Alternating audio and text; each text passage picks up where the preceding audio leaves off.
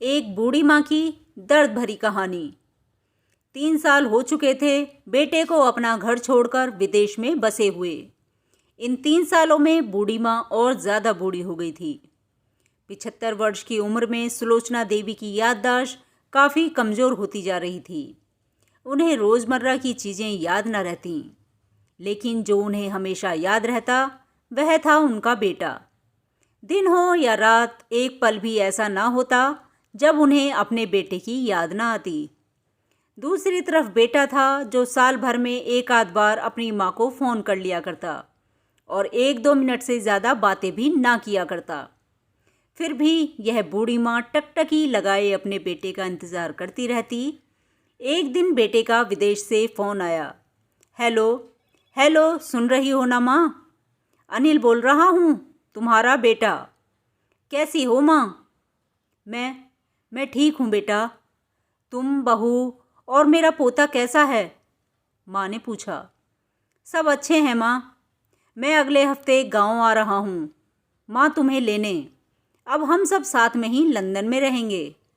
माँ तुम्हारी बहू कह रही थी कि माँ को यहाँ पर लेकर आओ, बेचारी अकेली वहाँ परेशान होती होगी, बेटे ने कहा। माँ की बूढ़ी सूखी आंखें आंसुओं से भीग गईं। उसके कमज़ोर शरीर के नस नस में खुशी की लहर दौड़ गई। बेटे और बहू का अपने प्रति प्रेम देखकर माँ का मन खुशी से भर आया। बेटे ने आगे कहा, माँ तैयार रहना। माँ, मुझे ज़्यादा दिन छुट्टियाँ नहीं हैं। जिस से जितने पैसे लेने हैं लेकर रखना। तब तक मैं प्रॉपर्टी डीलर से बात कर लेता हूँ घर के लिए। घर के लिए? माँ ने पूछा। हाँ माँ, गांव का घर हमें बेच देना पड़ेगा। अब हम सब साथ में ही रहने वाले हैं तो वहाँ पर घर रखने का कोई मतलब नहीं है, बेटे ने कहा। बुढ़ापे की वजह से ठीक से चलने में असक्षम माँ ने पूरे मोहल्ले में घूम घूम कर अपनी इस खुशखबरी को सबको सुनाया। सभी को खुशी हुई। सबको लगा माँ जी के आखिरी दिन अपने परिवार के साथ खुशी से बीत जाएंगे। घर वापस आकर माँ ने अपने घर के कोने कोने को ऐसे देखा जैसे वह अपने दूसरे बेटे को देख रही हों।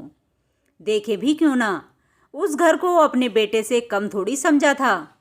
अपने पति के साथ 40 साल यहीं तो बिताए थे, लेकिन अब मजबूर थी। बुढ़ापे के आखिरी साल बेटे और बहू के साथ बिताना चाहती थी। दिल पर पत्थर रखकर घर बेचने के लिए माँ तैयार हो गई। आनन फानन में बेटे ने घर को आधे दामों पर बेच दिया।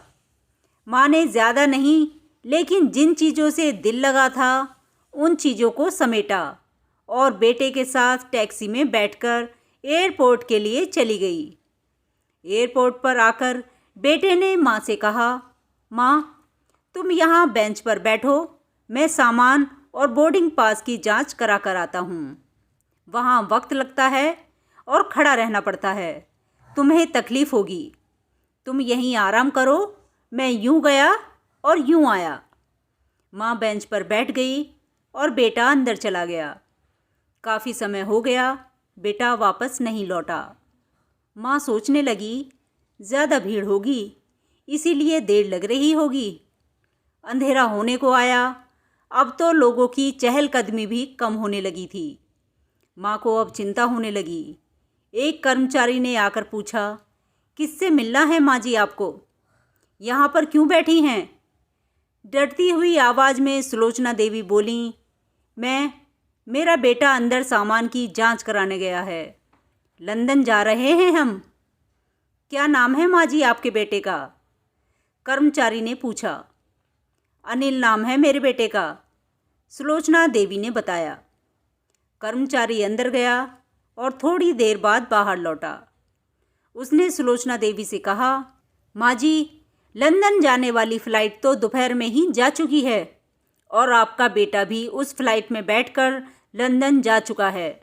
अब आपके यहाँ बैठने का कोई मतलब नहीं है। आप भी अपने घर चली जाइए।